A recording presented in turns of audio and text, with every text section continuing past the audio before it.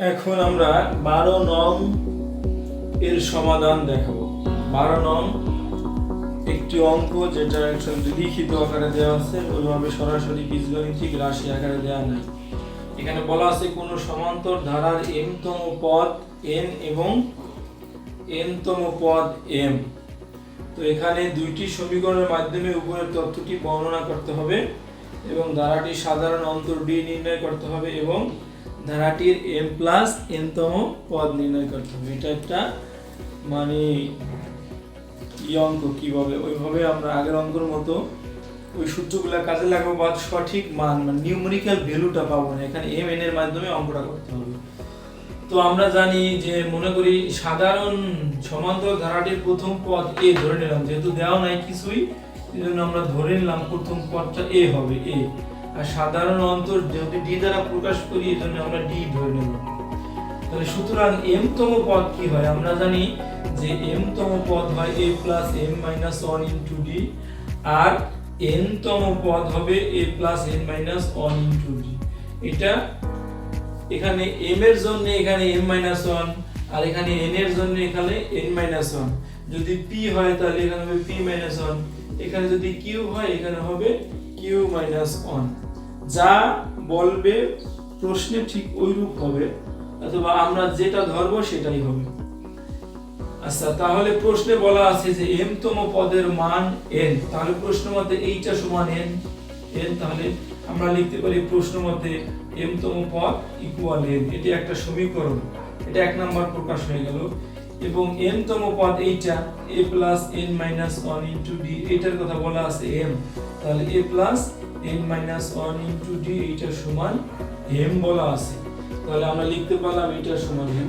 এইটাই হলো যে ক নম্বরের অ্যানসারে বলা আছে, অ্যানসার করতে হবে যে দুইটি সমীকরণের মাধ্যমে উপরের তথ্যকে বর্ণনা করলাম আমরা, এটা সমীকরণের মাধ্যমে বর্ণনা হয়ে গেল। এখন খ নাম্বার বলা আছে সাধারণ অন্তর নির্ণয় করতে হবে।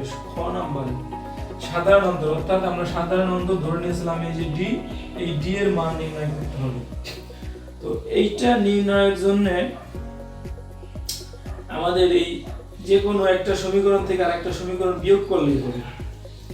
তো আমরা 2 নাম্বার থেকে 1 নাম্বারটা বিয়োগ করব, যে যেভাবে করো 1 নাম্বার থেকে করলে হবে, 2 নাম্বার থেকেও করলে হবে। এখন আমরা খ এর অ্যানসার লিখব। খ এর অ্যানসার এটা মুছলি, খ এর অ্যানসার আমরা কি পেয়েছিলাম? খ এর অ্যানসার ক তে পেয়েছিলাম আমরা, এটা তো ক এর প্রশ্ন মতে আমরা এখন খ তে আসলাম।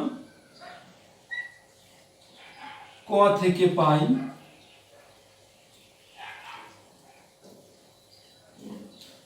পাই এটা জাস্ট এটা উঠাই দেব আমরা, a plus m minus 1 into d সমান এটা পেয়েছিলাম n, আর a plus n minus 1 into d এটা পেয়েছিলাম আমরা m। এটা উঠাই দিলাম যে ক থেকে আমরা এই জিনিসটা পাইছি। এখন আমরা এটা নিচেরটা মুছে দিই। এখন আমাদের এটাকে বলেছিলাম আমরা 1 নাম্বার, এটাকে বলেছিলাম 2 নাম্বার। এখন 2 নং থেকে 1 নং বিয়োগ করে পাই 2 নং থেকে 1 নং বিয়োগ করে পাই, বিয়োগ করে পাই এই টোটাল এই যে লেখাটা 2 নং থেকে 1 নং বিয়োগ করে পাই, এই জিনিসটাকে সংক্ষেপে এভাবে লেখা যায় যে 2 নং 2 মাইনাস 1 হুইচ ইমপ্লাইজ। এই কথা আমি আগে ক্লাসেও বলছি যে এতটুকু বাংলায় না লিখে এত বড় লাইন না লিখে আমরা এইটুকু লিখতে পারি, ঠিক আছে? তাহলে এর রেজাল্টটা কি হবে? 2 নং হলো এইটা, আগে 2 নং উঠাও, 2 নং a plus n minus 1 into d, এইটাই বাম পক্ষ উঠাই দিয়েছি আমরা। তাহলে বাম পক্ষ থেকে বাম পক্ষ বিয়োগ হবে মাইনাস a মাইনাস এই যে এটা মাইনাস হবে, ঠিক আছে? এটা মাইনাস হলে এই যে এইটাও মাইনাস হবে যেহেতু, আচ্ছা আমরা মাইনাস এইটাও মাইনাস হবে m মাইনাস 1 ইনটু d, আর এইটাই হবে কি, এইটাই হবে m মাইনাস n, এটা থেকে এইটা বিয়োগ হবে।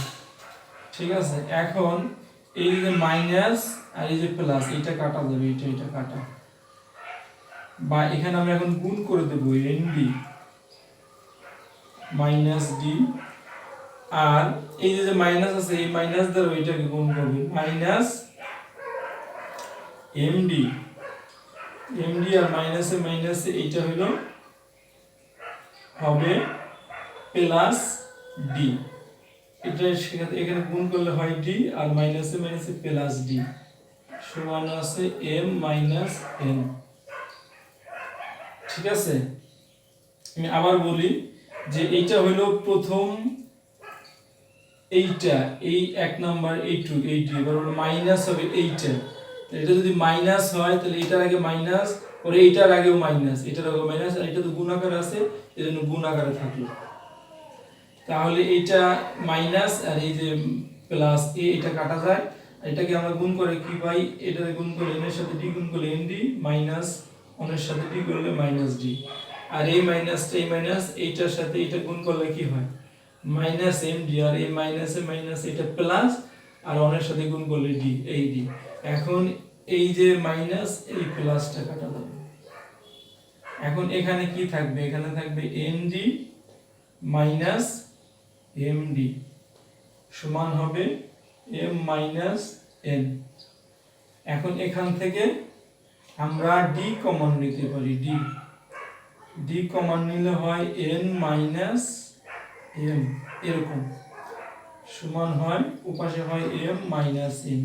দুটো কিন্তু দেখতে একরকম কিন্তু আসলে কিন্তু এক না, এটা হলো n মাইনাস m আর এটা হলো m মাইনাস n। এখন এখান থেকে আমরা একটু কমন নেব,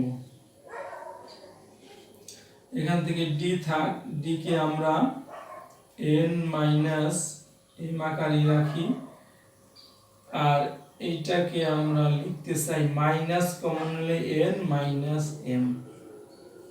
ঠিক আছে, তাহলে এই n এর আগে মাইনাস আছে, আর n এর আগে একটা প্লাস মাইনাস, মাইনাসে মাইনাসে প্লাস, তার আগে m এর আগে হয় প্লাস, m এর আগে প্লাস। ঠিক আছে, কমন নিলে এরকম।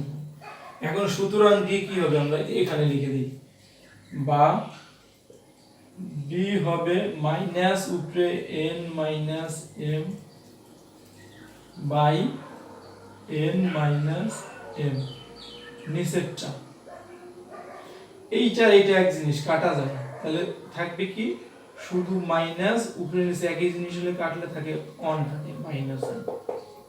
সুতরাং d সমান মাইনাস অন, এটা হলো ক্ষয়ের आंसर, d সমান মাইনাস অন। এর পরে আমরা গয়ের आंसर দেখাবো। গতে আছে ধারাটির m তম পদ এর মান নির্ণয় করো। m তম না, ঠিক m প্লাস n তম পদ, m প্লাস n তম পদ। ওকে, এটা আমরা এখন মুছে দিই।